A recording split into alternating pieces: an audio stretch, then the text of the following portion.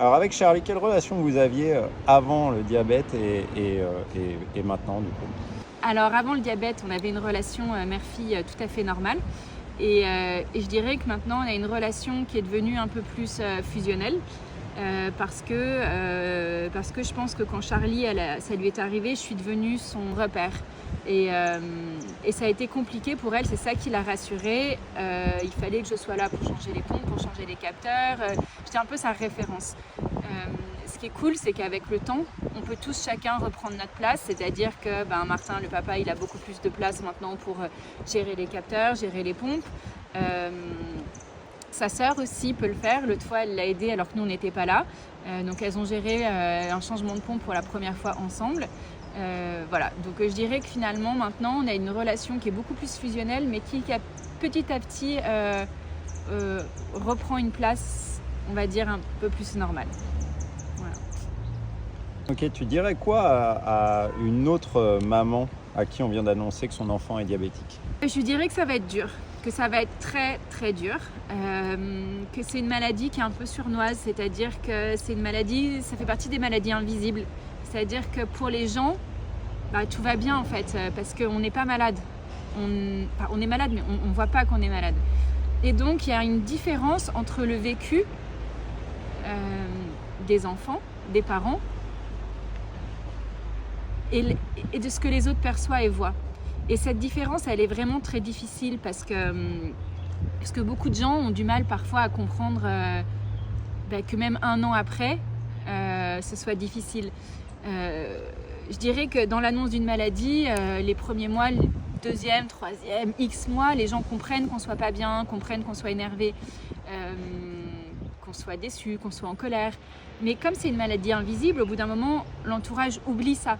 Et l'entourage oublie que l'enfant est malade et que le quotidien des parents est très compliqué. Et des enfants aussi, bien sûr.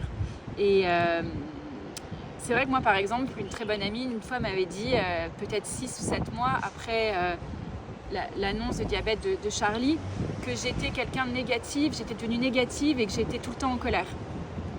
Mais oui. Mais oui, en fait, c'est difficile. Et oui, on est négatif à un moment donné parce que c'est un choc, parce que le diabète, c'est tous les jours, c'est toutes les nuits, c'est pour toutes les actions que vous faites. Donc oui, on passe par des phases où c'est compliqué.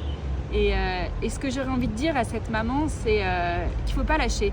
Qu'il ne faut pas lâcher parce que ça va être compliqué. Ça va être compliqué, mais que les enfants, ils acceptent. Et ils vivent avec ça, et ils peuvent être heureux. Mais il y a des périodes qui sont pas faciles, clairement. Et en plus, le diabète, j'ai envie de dire que c'est évolutif. C'est-à-dire que ça va être pas facile, puis ça va aller mieux, puis le dosage va être nickel. Et puis à nouveau, peut-être que l'enfant, hormonalement parlant, il va changer. Peut-être qu'il va se passer des choses qui vont faire que la glycémie va bouger, il va grandir, plein de choses. Et donc le réglage ne sera plus bon. Et à nouveau, on va repartir dans des hyper, dans des hypos. Et ça va être compliqué. Et les nuits vont être difficiles. Et puis le dosage va être réajusté. Et à nouveau, ça va aller bien. Et puis peut-être 6 mois après, 1 an après, ça va repartir. Et ça, c'est difficile. Vous courez un marathon avec le diabète. C'est pas juste une petite course. C'est un marathon. Ok, comment a réagi l'entourage à cette annonce? Alors, je pense que l'entourage a été hyper bienveillant, même si je l'ai un peu expliqué un peu plus en amont. Je pense que l'entourage ne peut pas savoir. Et là, je vais dire une phrase où je pense que toutes les familles de diabétiques seront d'accord, toutes les personnes diabétiques seront d'accord. Tant qu'on ne vit pas avec quelqu'un qui a du diabète, on ne peut pas savoir ce qu'il se passe. Et moi, la première, je ne savais pas ce qu'était cette maladie avant.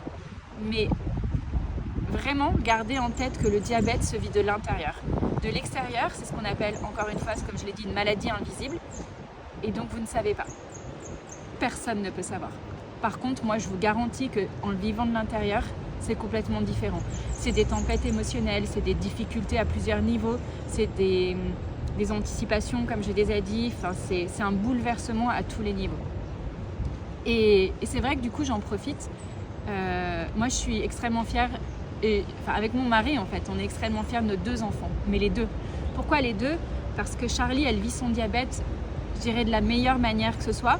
Elle a une force de caractère qui est juste dingue. Elle a une manière de gérer et d'aller de l'avant et de toujours essayer d'être positive, de continuer à faire les choses, même des choses qu'on lui a dit qu'elle ne pourrait pas faire, et ben elle va essayer.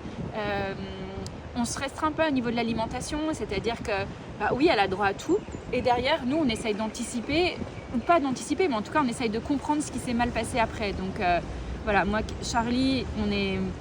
bravo, quoi. C'est une force, vous pouvez même pas imaginer. Et on est aussi ultra fiers de notre deuxième, qui est notre première d'ailleurs, Isia.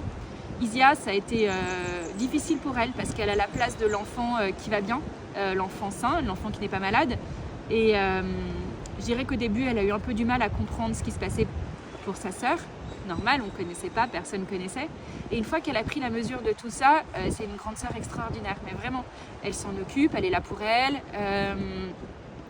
Elle est attentionnée, elle est attentive.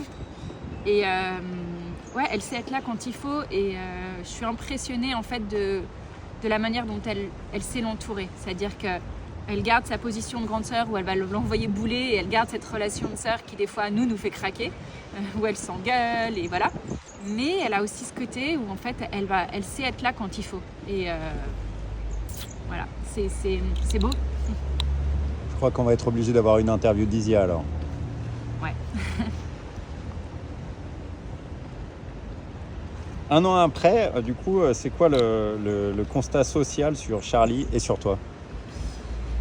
Le constat social, on est quasiment à 1 an. Charlie, elle gère son diabète super bien. C'est-à-dire qu'elle fait du sport, elle mange de tout, elle a des copines. Elle a des copines qui sont là pour elle. C'est-à-dire qu'encore régulièrement, elle fait des hippos à l'école et les copines sont là. Et ça fait chaud au cœur, ça rassure en fait. Est-ce qu'on oublie parfois que tu es aussi une femme et pas juste une maman? Alors ça c'est une très bonne question. Donc le diabète, quand le diabète s'invite dans le couple, ça met la merde, ça fout la merde, on va pas appeler ça autrement. C'est-à-dire que vous vous retrouvez à plus dormir la nuit, vous vous retrouvez à avoir une bande passante qui est complètement full, complètement dédiée à l'enfant. Et beaucoup de couples souffrent parce que, encore une fois, maladie invisible, on ne comprend pas ce qui se passe. Et c'est vrai que beaucoup de couples sont en souffrance, peuvent se séparer, ont des problèmes de communication. Enfin, il se passe beaucoup de choses au niveau des couples. Et je dirais que ce n'est pas forcément quelque chose dont on parle beaucoup. Et pourtant, je pense qu'il faudrait en parler parce que ça fait partie des maladies qui rendent la vie de famille très compliquée. La multitude de décisions font que ça multiplie les disputes. Moi, j'aurais fait comme ça, lui, il aurait fait comme ça, elle aurait fait comme ça, moi, j'aurais fait comme ça. Voilà. À chaque fois qu'il y a une décision à prendre, c'est des réactions différentes qu'on aurait tous. Et puis c'est les nuits aussi. La pompe qui sonne la nuit, c'est à toi de te lever. Non, c'est à toi. Non, c'est à toi. Je suis fatiguée. Et c'est tout ce qui va autour d'un couple. Donc voilà, c'est pas facile. Bon, toi, tu es une maman guerrière. Hein, et du coup, c'est quoi ta plus grande victoire jusqu'ici? Ma plus grande victoire, c'est que Charlie, elle soit heureuse. Et c'est que malgré tout, elle arrive à vivre comme une enfant normale, mais c'est une enfant qui vit les mêmes choses que les autres. Et je dirais que pour l'instant aussi, la plus grande réussite, c'est le diabète n'a pas cassé notre famille. Et ça, c'est important.